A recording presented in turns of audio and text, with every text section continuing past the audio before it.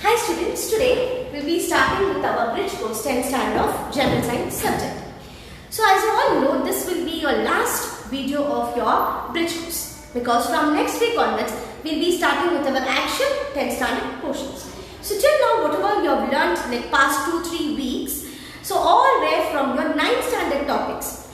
But 9th standard topics which are very important and continuing with your 10th standard also. So same way today we are going to learn another topic which is matter in our surroundings. So what is the topic? The topic is matter in our surroundings.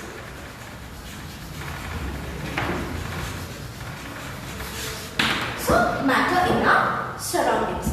Now in this topic we are going to talk about what is matter, types of matter and properties of matter. So now first, what is matter? Matter is nothing but small atoms make up a molecule. That, okay, small particles or you can tell atoms, small particles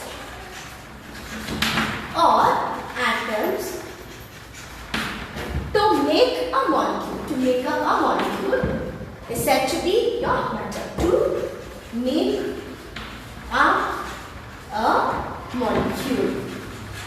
To make up a molecule. See here, small tiny particles or atoms together group to form a matter is said to be, so molecule is said to be a matter. So once again I tell, small particles or atoms group together to form a molecule is said to be a matter. So now matter in our surroundings, wherever whatever you see is said to be a surroundings. Like around you is said to be your surroundings. Now what exactly is the three different types of matter and their properties?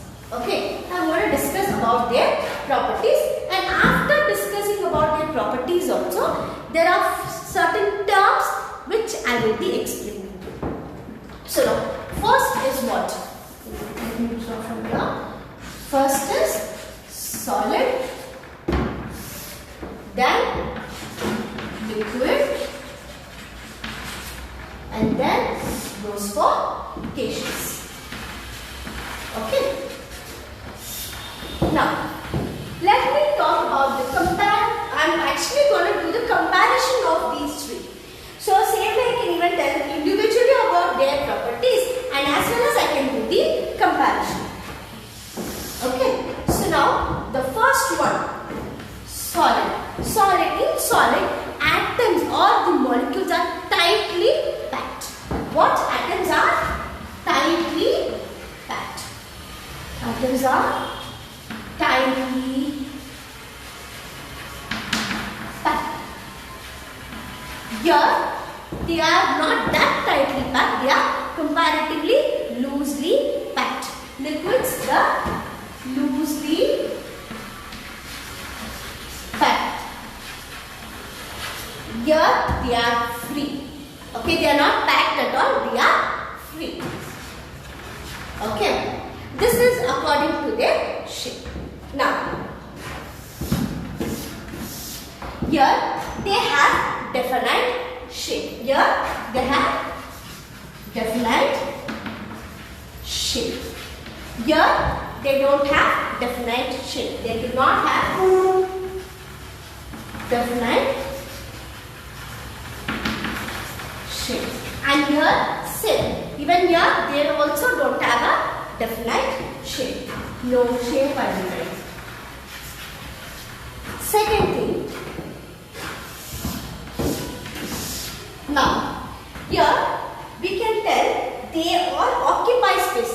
One common thing in this, all three, that is your solid, your liquid and your gaseous, all of them can occupy space. Occupy space in such a way a table can occupy space. Now I take a bottle and I pour water into it. The water takes the space of the bottle, isn't it? Same way I take a balloon, I blow the balloon and it is air. So air, the balloon is filled with air. So the balloon space is filled with air. So all three of them, that is your solid, your liquid and your gas, all three of them can occupy space.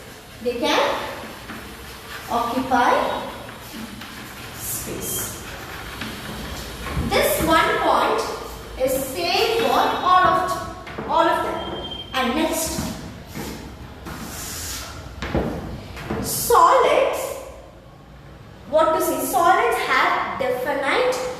boiling and melting point. That is, your liquids and solid have their definite boiling and melting point. Now let me tell what exactly is boiling and melting point. Suppose you take the milk. You are pouring into a vessel and switching on the stove and you are eating it. At which particular temperature the milk starts boiling, that is said to be your boiling point of milk. So milk is what? It's liquid. So when they have a boiling and melting point, and now let me go for solid. Let me take plastic. Plastic is solid, right? So I take a plastic, I hold my plastic here and I keep a candle. Okay, I hold the candle here and plastic here. At which temperature the plastic starts melting, that is said to be a melting point. So I have given you two examples of what is your boiling point and what is your melting point. So they have definite boiling and melting point. Gas can be compressed. Compressed means now, okay, take that balloon blower. Okay, so you are pushing it, that balloon blower. So you are compressing that gas so that it is getting filled in another place. So gas can be compressed. Gases can be compressed. But solid, only certain solids like your clay, your doughs and all can be compressed. Liquids cannot be compressed, because if you take your water bottle or you take the bucket of water is filled, you are going to compress with some other material, the liquids overflow. So liquids cannot be compressed, gaseous can be compressed, but your solid, that is your pseudo solids, that means false solid like clay, your dough and all can be compressed.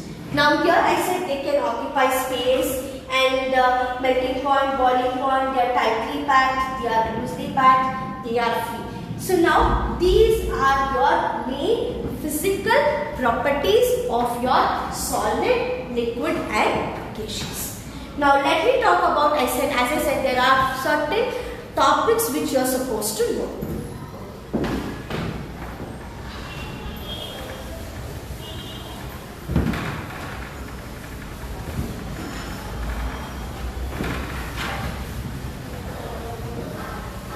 Now, what is the topic which I am going to change? Now, I said there are three states of matter, that is your solid, liquid and gaseous. Now, the three states of matter are interconvertible. Let me explain what is it. They are interconvertible.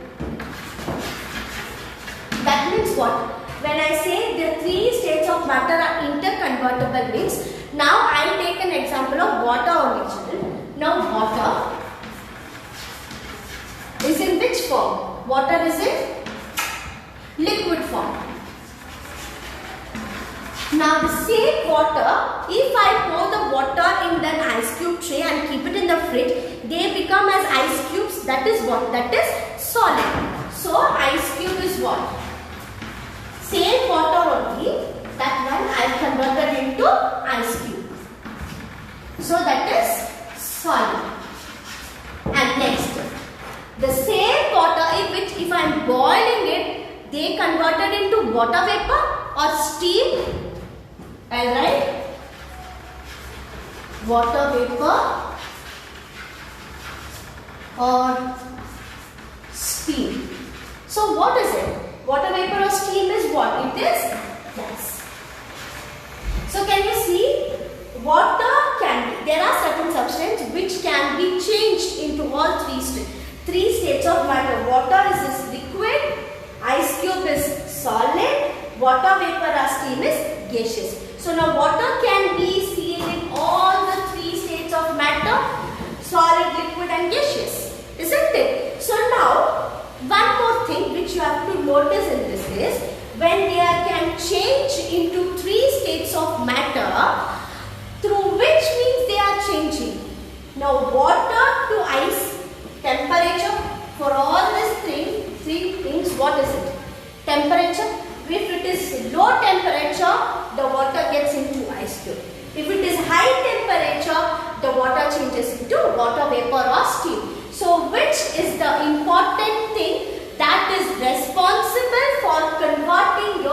three states of matter.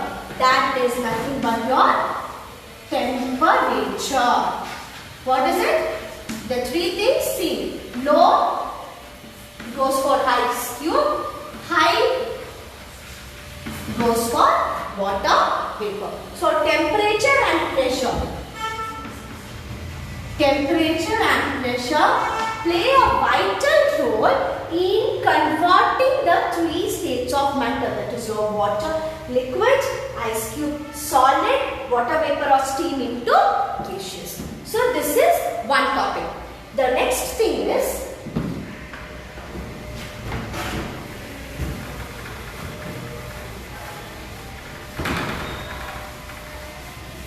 there are certain terms, as I said, I will tell you. The first one is rigidity. Rigidity means what? The strength or the strongness of an object to resist the change means there is a sentence. This object is very rigid. That means this object is very strong. The strength of an object. Basically, rigidity means what? Rigidity is nothing but the strength of an object. Okay, rigidity is what? The strength of an object. Second, fluidity. Fluidity. Now, what is this fluidity? Fluidity means the property of a liquid to flow. See, water can easily flow. Oil will take some time to flow when compared to water. And the other thing which I can tell is wax. Wax liquid is there, no hot liquid. That also will take some time. Ghee. Oil and ghee only you take the time. Oil when you pour, it will easily flow. But you take ghee, it will take time to flow. So water, very easily it can flow. So, the flow of water, okay, fluidity means the flow of water, okay. Next, compressibility. Third spelling is what? Compressibility.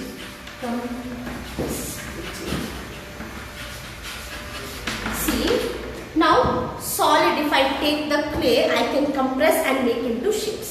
Same way, gas, I said we can compress the gas into that container. But liquid, we cannot change. Because if you compress the liquid starts flowing away. So, compressibility means the force applied onto that matter. The force applied to the matter. Okay, temperature, as I said, temperature is one of the factor in matter in our surrounding to interconvert the states of matter. For what temperature is used? Temperature is used to interconvert, means from liquid to gas, gaseous to solid or solid to liquid, like that, okay. For the interconvertible of matters. Now, next time what you are supposed to know, when it comes to temperature, three things are there. Now let me tell you, I'll erase this and I'll tell.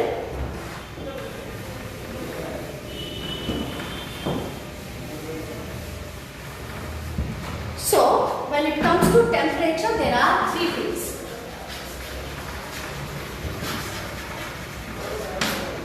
Measurements. Temperature, three things which I am telling is the measurements of the temperature. The first one is Kelvin, second is Celsius, and third one is Fahrenheit. But we always use these two children. That is your Kelvin and Celsius. Fahrenheit we are not using much. Now Kelvin is actually the SI unit of temperature. So Kelvin measurement is how much? 273 starting. But Celsius starts from 0 itself. Okay. Always you remember the Kelvin scale and Celsius scale when with respect to temperature. As I said, temperature what it is used to